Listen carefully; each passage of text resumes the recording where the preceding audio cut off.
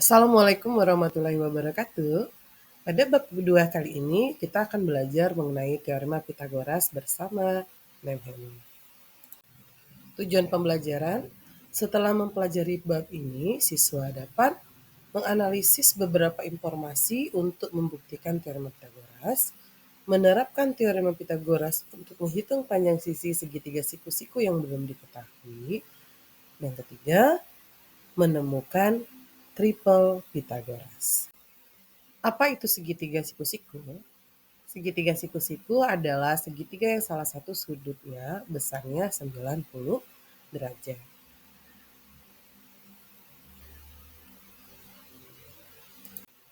Pada segitiga siku-siku berlaku teorema Pitagoras, yaitu kuadrat sisi miring sama dengan jumlah kuadrat sisi penyikunya. Untuk selanjutnya dituliskan dengan A kuadrat ditambah B kuadrat sama dengan C kuadrat. Dengan A dan B adalah sisi penyiku, C adalah sisi miring atau hipotenusa, yaitu sisi yang menghadap sudut siku-siku. Nah, mungkin ada yang bertanya-tanya ya, mengapa teorema itu disebut dengan teorema Pitagoras? Ya, yang menemukan teorema Pitagoras itu adalah tokoh yang bernama Pitagoras. Dia lahir sekitar tahun 570 sebelum Masehi. Pitagoras adalah seorang filosof. Dia juga banyak berperan atau memberikan kontribusi pada bidang matematika, geometri, aritmetika, dan teori bilangan. Nah, kamu dapat mencari informasi terlebih lanjut ya tentang siapa sih Pitagoras itu sebenarnya. Contoh yang pertama, perhatikan segitiga siku-siku berikut ya, dengan sisi penyikunya adalah A sama dengan 5, B sama dengan 12. Kemudian yang ditanya adalah berapakah panjang C atau sisi miringnya. Dengan menggunakan teorema Pitagoras bahwa A kuadrat tambah B kuadrat itu sama dengan C kuadrat, kita tinggal masukkan angkanya, 5 kuadrat tambah 12 kuadrat sama dengan C kuadrat, diperoleh hasil 25 ditambah 144 sama dengan C kuadrat. Tahu C kuadrat sama dengan 169, sehingga diperoleh C sama dengan akar dari 169, yaitu 13. Contoh yang kedua, ya, diketahuinya adalah A sama dengan 9, sisi hipotenusanya diketahui 15, dan B adalah sisi penyiku lainnya ya. Nah, sama kita tetap menggunakan teorema Pitagoras ya. A kuadrat tambah B kuadrat sama dengan C kuadrat.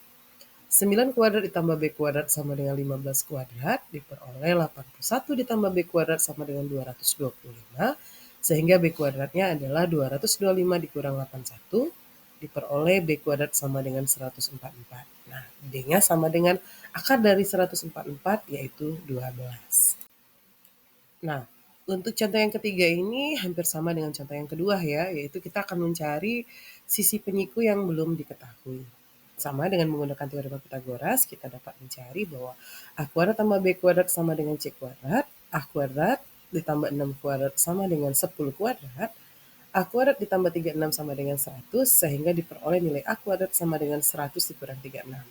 A kuadratnya adalah sama dengan 64, dan akar dari 64 itu adalah 8. Nah, untuk soal berikut ini kita disuruh membuktikan apakah segitiga ini siku-siku atau tidak jika diketahui panjang sisinya adalah 15, 36, dan 39. Nah, untuk menyelesaikan ini kita dapat menggunakan teorema Pitagoras. Nah, sekarang kita akan buktikan apakah 15, 36, dan 39 ini merupakan panjang sisi dari segitiga siku-siku, gitu ya. Kita gunakan teorema Pitagoras, A kuadrat tambah B kuadrat sama dengan C kuadrat. Berarti nilai A dan B-nya adalah 15 dan 36, sedangkan C-nya adalah 39. 15 kuadrat ditambah 36 kuadrat, apakah sama hasilnya dengan 39 kuadrat? Kita lihat ya. 15 kuadrat itu 225, sedangkan 36 itu adalah 1296. 39 kuadrat adalah 1521. 225 ditambah dengan 1296 itu ternyata sama dengan 1521. Maka terbuktilah bahwa 15, 36, dan 39 itu adalah ukuran segitiga siku-siku. Setelah tadi kita membahas tentang teorema Pitagoras ya, materi berikutnya akan kita bahas adalah tentang triple Pitagoras. Triple Pitagoras adalah 3 bilangan bulat positif atau disebut juga dengan bilangan asli yang memenuhi teorema Pitagoras. Nah, contohnya nih, tentukan apakah ketiga bilangan berikut merupakan triple Pitagoras. Bilangannya adalah 5, 3, dan 4. Kita cek dulu.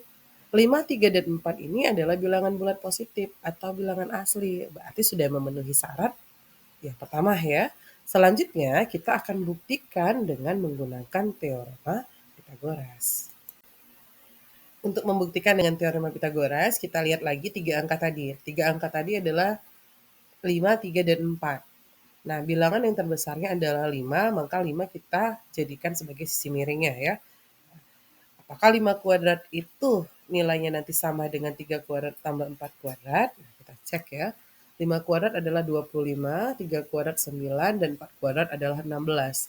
9 ditambah 16 itu sama dengan 25, ternyata hasilnya sama dengan 5 kuadrat yaitu 25.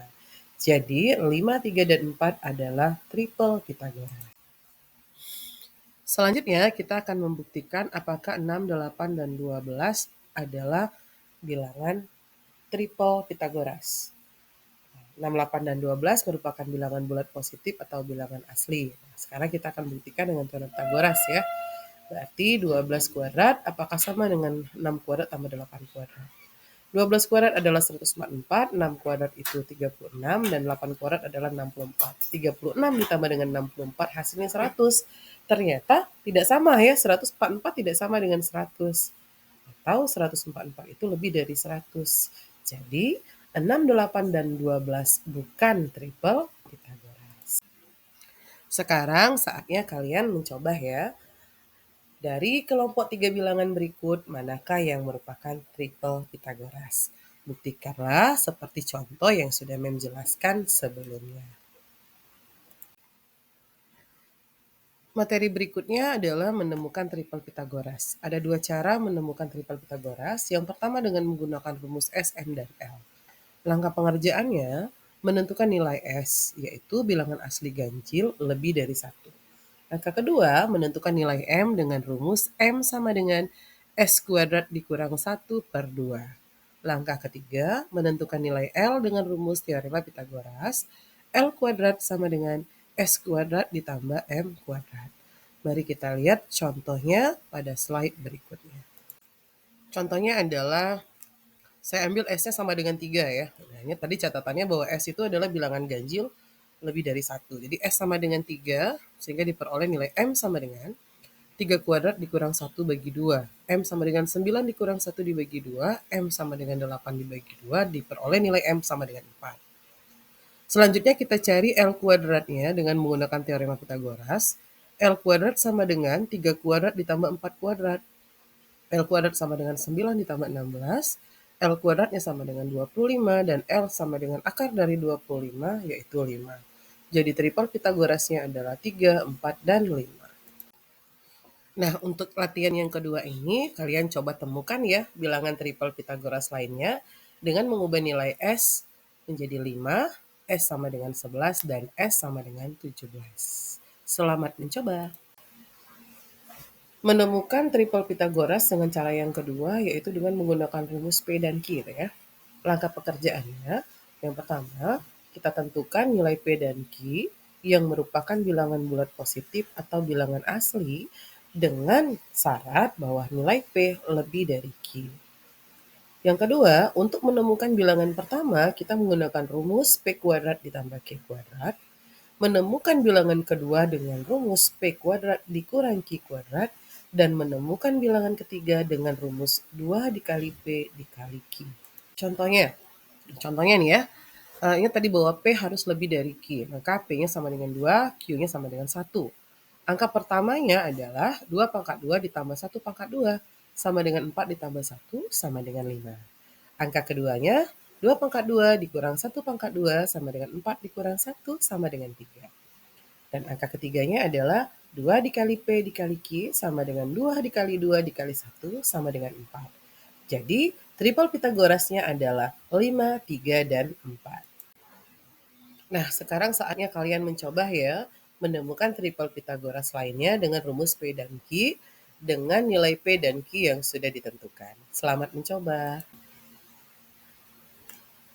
Ikuti petunjuk berikut ini ya. Yang pertama, semua materi tentang triple Pythagoras kalian salin di buku catatan. Yang kedua, latihan 1, latihan 2, dan latihan 3 kalian kerjakan dan tuliskan juga di buku catatan. Pada pertemuan berikutnya, silakan dikumpulkan dan akan kita koreksi bersama, kemudian Mem ambil nilainya. Selamat belajar. Semoga kalian memahami materi yang kita pelajari hari ini. Terima kasih. Assalamualaikum warahmatullahi wabarakatuh.